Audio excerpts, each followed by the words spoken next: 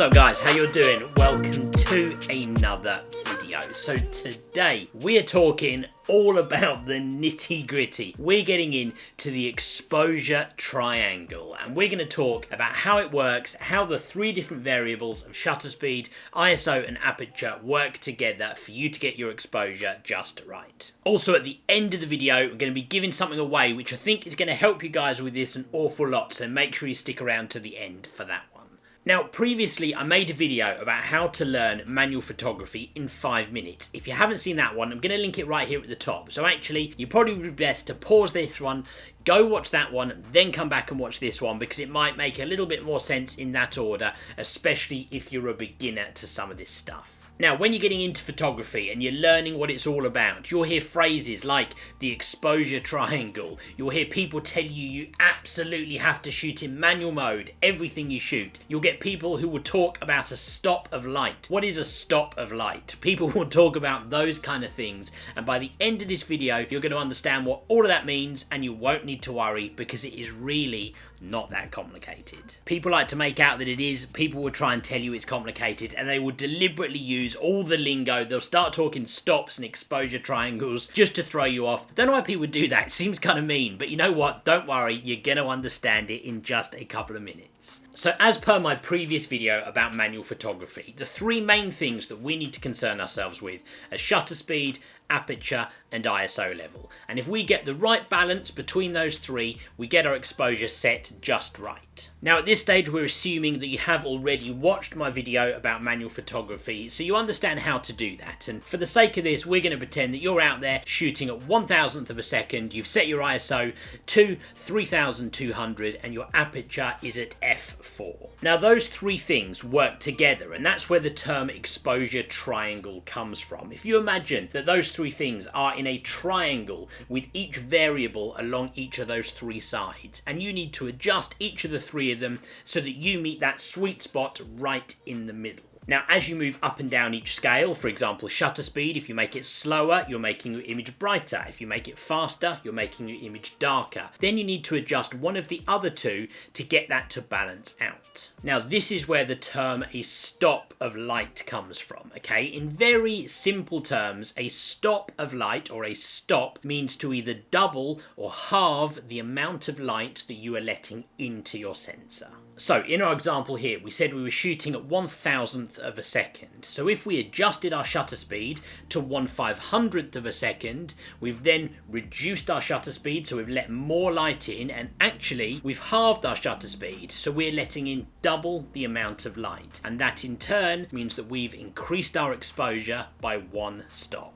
The same works for ISO. In this example, we said we were shooting at ISO 3200. So you know what? We could change that to 1600. We've halved it, and that means that we've reduced our exposure. Our image is now darker. And in fact, because we halved it, we reduced our image and we reduced our exposure by one stop.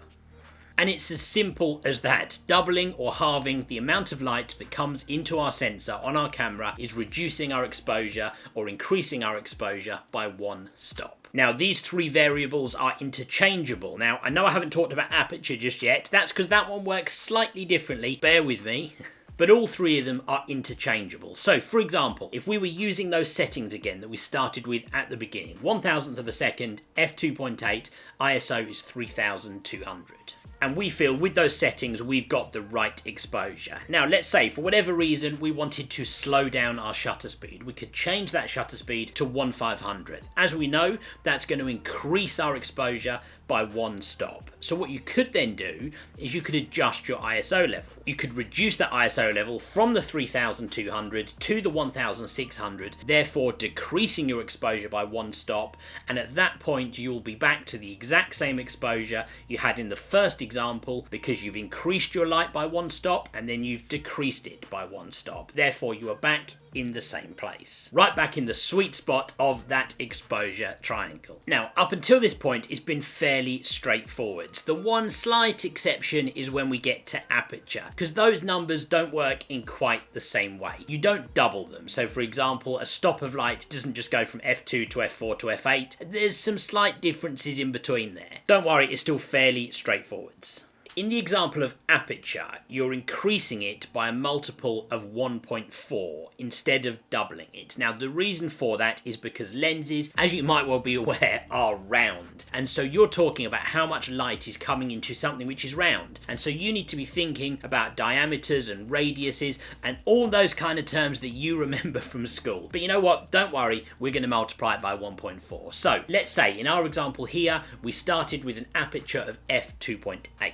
If we wanted to decrease the amount of light coming to our lens by one stop, that would jump to f4. The reason being because 2.8 times 1.4, well, actually that works out to be 3.92, but don't worry, we jump to f4. If we wanted to jump another or decrease another stop of light, f4 times 1.4 is 5.6, so it jumps to f5.6, and so on and so on and so on. And again, this works exactly the same way. So for example, if we decided we wanted to get a slightly wider depth of field and therefore we reduced our aperture from f2.8, let's say we're going to go all the way to f5.6. Well, we know from what we just talked about that that means we've decreased the amount of light coming into our lens by 2 stops. We've gone from f2.8 to f4 was 1 stop, f4 to f5.6 is another stop, 2 stops. So what do we need to do? We need to adjust one of the other variables in our exposure triangle. So for the sake of this, let's say our shutter speed that was 1,000th of a second, we could go 1 stop to 1/500th of a second, and then we know we need to halve it again, so we're going to go to 1/250th of a second. Therefore, by going from 1,000th of a second to 1/250th of a second, we've increased the light coming into our lens by 2 stops. Down 2 stops in aperture, up 2 stops in shutter speed. That's right, we're back at the perfect exposure. We're back where we started. And it really is as simple as that. So now I know what people are thinking. So what do I have to do? Do I have to stand out there and remember 2.8 times 1.4 or 5.6? No, you know what? You don't need to worry about any of that at all. And that's why I've come up with something which I think is going to help loads. I have designed this right here. This is what you call an exposure cheat card. Now, I think this is going to be really, really useful for a load of you guys. In very simple terms, along the top, we have got all the different stops of aperture. So we're going 2, f2.8, f4, f5.6, f8, and so on. Below that, we've also then got a little bit of an explanation and a reminder that as you adjust your aperture, you're also playing with your depth of field. From there we go to shutter speed, and again we've got the different stops of shutter speed. So starting with 1,000th of a second, down to 1/500th, 2/50th, and so on and so on. And again, just below that we have a reminder, of course, that our faster shutter speed will freeze action, a slower shutter speed will allow more movement in your images. And last but not least, we've got ISO and the different stops of ISO from 6,400, 3,200, 1,600, and so on. But again, a reminder there that you do get some graininess at those higher ISO numbers. Now, the genius of this cheat card is that on the back we've got the exposure triangle explained exactly as I explained it in this video, and in fact using the same diagrams that we used in this video. A neat little 2-sided card. It is about the size of the palm of your hand, so it can slot nicely into your camera bag. It even comes in a handy little plastic sleeve like this, waterproof. You don't need to worry about it getting damp, anything like that. Nice little lanyard, stick that bad boy round your neck, head out there, do your photography, and you can refer to this anytime you need to.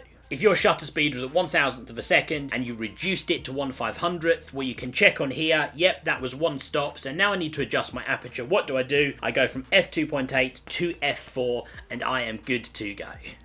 Now, the good news is that I'm going to give away 3 of these absolutely free to you guys. In order to get hold of one of these, all you have to do is make sure, number 1, that you are subscribed to this channel. Number 2, you've got to make sure you hit the like button. Number 3, you've got to make sure you comment below. Let me know that you would like to get hold of one of these absolutely free. And last but not least, I'm going to ask you guys to head over to Instagram to my @RobSandlesPort, and you need to go to this picture right here and you need to tag someone in the comments. It's as simple as that. That's all you have to do. In just a few days' time, fairly short turnaround on this, probably in about 3-4 days from now, I will pick the winners. I will contact you. Make sure you're following that @RobSandlesPort Instagram account, because I will message you through that account and we will pick 3 winners. However, everybody else, don't worry. If you don't have Instagram, you miss out on one of the free ones, you can get hold of these on my website. I've tried to price these really well, only $5.99, and you can find it at my website. It's www.robsamblesphotography.com.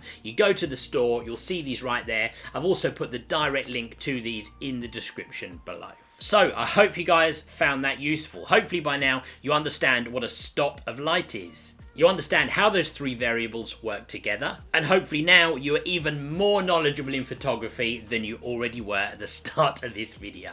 If you guys like that, if you found it enjoyable, do me a favour, hit that like button because it takes you 2 seconds and it helps me out loads on my channel. Make sure you hit that subscribe button if you haven't already. In the meantime guys, thank you very much for watching and I will see you in the next video.